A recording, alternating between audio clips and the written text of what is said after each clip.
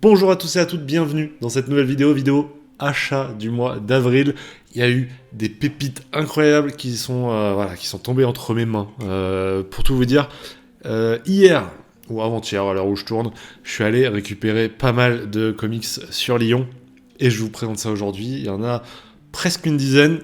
On est parti, on perd pas plus de temps. Let's go!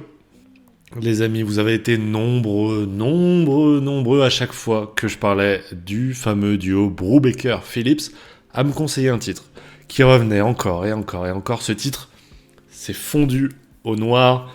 Évidemment que j'allais pas passer un nouveau mois en cette année 2023 sans acheter du Brubaker-Phillips. Voilà, vous avez compris, je crois, ma résolution de l'année.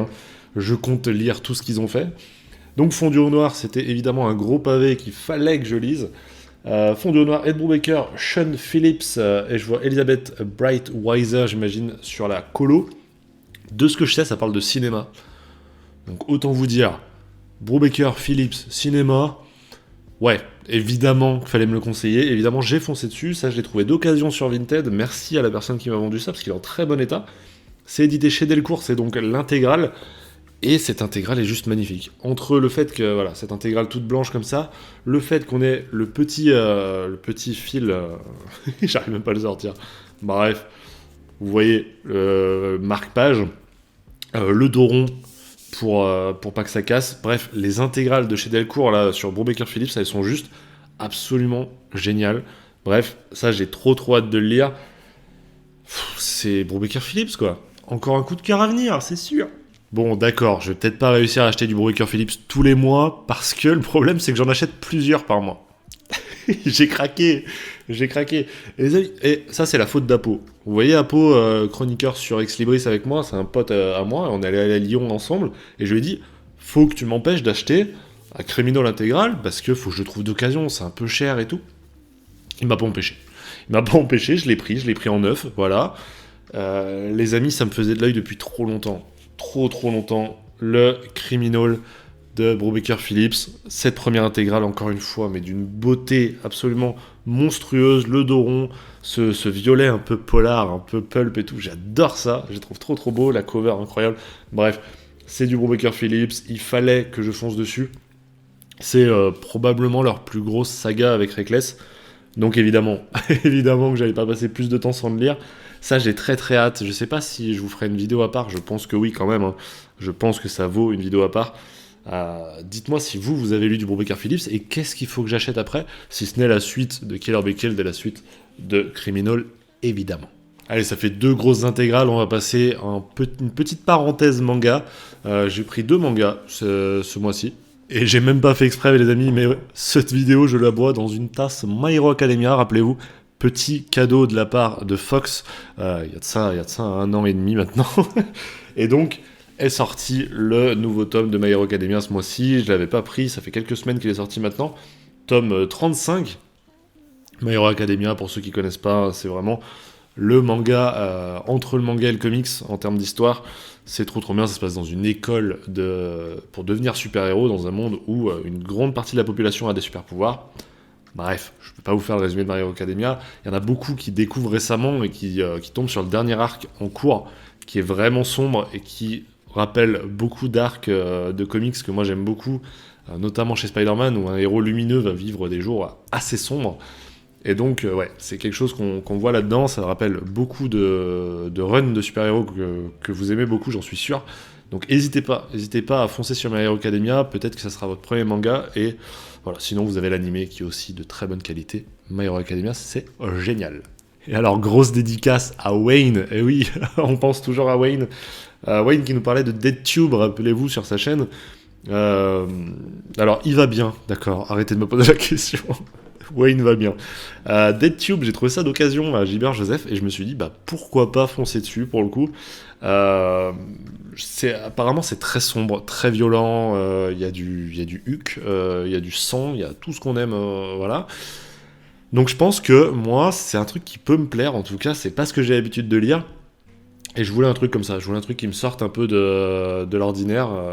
En tout cas, ouais, très joli manga, en forme un peu plus grand, avec une jolie fab, notamment sur les effets de sang. Il y a un truc très joli. Donc ça, j'ai hâte de le lire. Je sais pas si je vous en parlerai forcément sur la chaîne, mais j'en parlerai probablement chez Ex Libris, le podcast avec Fox et Apo. N'hésitez pas à nous suivre, on sort plein d'épisodes à peu près toutes les 2 semaines. Faut pas hésiter. Voilà. Allez, on retourne dans les comics. Et si vous avez vu la vidéo de la semaine dernière, j'ai lu un comics dont je vous ai dit que j'essaierais de trouver la suite dans mes achats comics du mois. Eh ben, j'ai réussi. J'ai eu la chance qu'à Gilbert Joseph, il y ait la suite du run de Bendis, donc le tome 2, qui s'appelle Le Petit Maître, Daredevil de Bendis. Ouais, j'ai lu le tome 1, j'ai absolument adoré. Et je me suis dit, ouais, c'était obligé que je fonce dessus. Je crois que si je l'avais pas trouvé d'occasion, je l'aurais acheté en neuf. Parce que je vois très peu d'occasions passer sur les sites de petites annonces. Et donc je voulais absolument lire le tome 2. Et cette édition de luxe, moi je trouve que c'est peut-être le meilleur format chez Panini. Peut-être celui que je préfère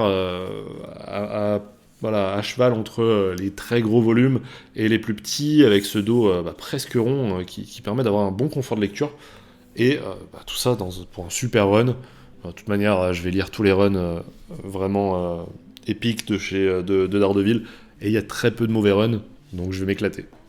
Bon, on parle de Daredevil de Bendis, mais moi, vous le savez, depuis quelques temps maintenant, j'adore le Daredevil de Zdarsky. Je suis toujours pas à jour parce que j'en suis à peine au tome 2 de Devil's Reign, qui est donc l'event créé par Zdarsky pour son personnage de Daredevil et plus généralement pour les héros de New York, avec le plan de Wilson Fisk pour arrêter les super-héros, faire en sorte qu'ils arrêtent leurs activités tout en recrutant une nouvelle équipe de Thunderbolts qui font donc la cover de ce tome.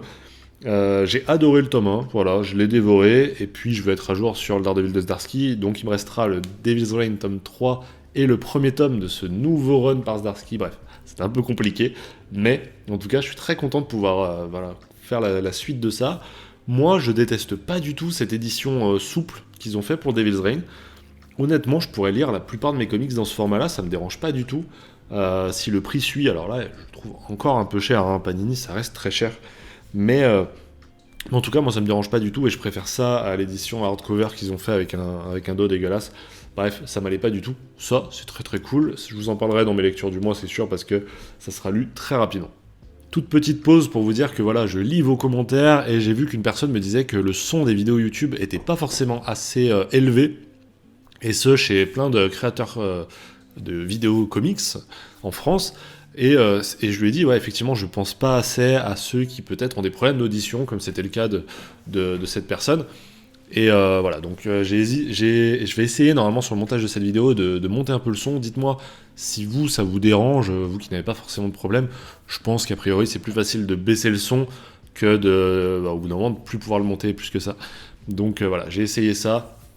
Et puis je profite aussi de cette aparté pour vous dire de vous abonner, on est presque 2000, et liker la vidéo, la partager, c'est très important, ça permet de faire découvrir la chaîne à de nouvelles personnes, et ça régale. Allez, toujours dans l'idée de trouver des liens comme ça entre les comics que je vous présentais le Devil's Reign de Zdarsky, mais vous le savez, chez Urban, ce mois-ci, c'était le mois consacré à Chip Zdarsky, puisqu'il est sur Batman actuellement, et ils ont sorti son Public Domain au petit prix de 10€. Voilà. On avait déjà pris New Burn à ce prix-là dans les derniers achats. Public Domain, qu'est-ce que c'est? De ce que je sais. En gros, c'est Chip Zdarsky qui va jouer un peu méta. C'est-à-dire qu'il va nous présenter un personnage qui est fils d'auteur. Son père a créé un personnage de super-héros. On va lui léguer ce personnage à la mort de son père. Et du coup, il va devoir un peu lutter, entre guillemets, entre tous ceux qui veulent se l'accaparer pour en faire des adaptations, etc. Je dis peut-être de la merde, en tout cas c'est ce que j'ai cru retenir de ce qu'on m'a raconté, et moi ça me va totalement. Les récits méta, ça me va, Chip Zdarsky, ça me va. Alors il est également au dessin. Donc voilà, moi je vais lire Public Domain, qui est a priori en 2 tomes peut-être. Bref, j'ai hâte de voir ça. Ça se lit apparemment assez rapidement, parce que c'est quand même très court, et je pense que je vais me régaler. Avant de conclure sur mes achats que j'ai fait à Lyon, je voulais juste vous présenter 2 bouquins que j'ai reçus en service presse. Je le fais pas souvent dans mes achats comics, mais là, l'éditeur a été très très cool parce qu'il y a eu des soucis avec l'envoi, et je crois qu'ils me l'ont renvoyé, ou alors ça a pris un peu de temps. Du coup, je voulais faire un gros coucou à Black River pour m'avoir envoyé 2 bouquins que j'ai hâte de découvrir. Il y a d'abord le Marjorie Finnegan, donc criminel temporaire de Garth Ennis, Ça, je voulais absolument le lire parce que Garth Ennis, vous le savez, je vous ai présenté The Pro la semaine dernière. C'est un auteur qui me parle, c'est cool. Il y a encore plein de trucs que j'ai à découvrir de lui. Et Marjorie Finnegan, apparemment, ça se place dans le haut du panier de ce qu'il a fait. En tout cas, de ce que j'ai compris. Puis voilà, je vois Criminel temporel. Si en plus on nous parle de voyage dans le temps, vous le savez, mon livre préféré, c'est La machine à explorer le temps d'H.G. Wells. Donc évidemment, moi, ça peut me parler. Le voyage à travers le temps, c'est un de mes sujets préférés.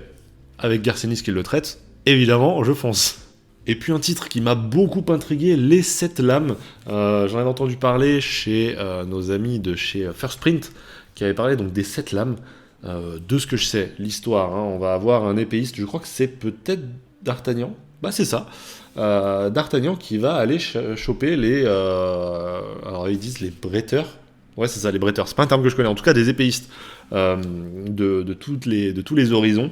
Il va recueillir les meilleurs épéistes, je crois, dans différentes œuvres, etc., pour réunir donc les 7 lames et pouvoir combattre une menace, voilà, de ce que je sais. J'ai très hâte de le lire, je trouve la fab hyper cool, avec voilà, ce dos, cette feuille de lys, etc. Ça peut être très très cool, j'ai hâte de voir ça. Dites-moi si vous l'avez lu et si ça vous a plu. Ça peut être très très cool comme lecture, un peu cool. Et je termine avec un craquage que j'avais pas du tout prévu de prendre, mais la collection Black Label, vous le savez, je suis un énorme fan. Et donc je me suis pris le Catwoman Lonely City.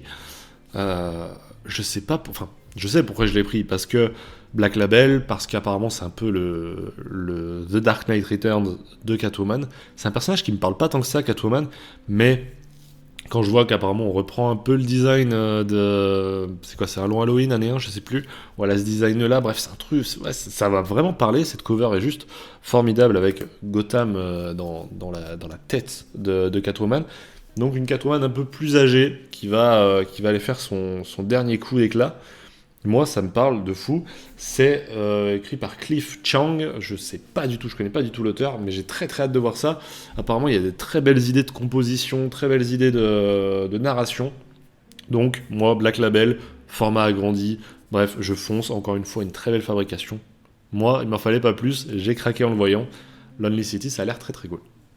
Bon bah voilà, encore un mois bien plein, la pile à lire qui continue de se remplir. N'hésitez pas à me dire, vous, ce que vous avez acheté ce mois-ci, ce que vous me conseillez également d'acheter pour les mois suivants.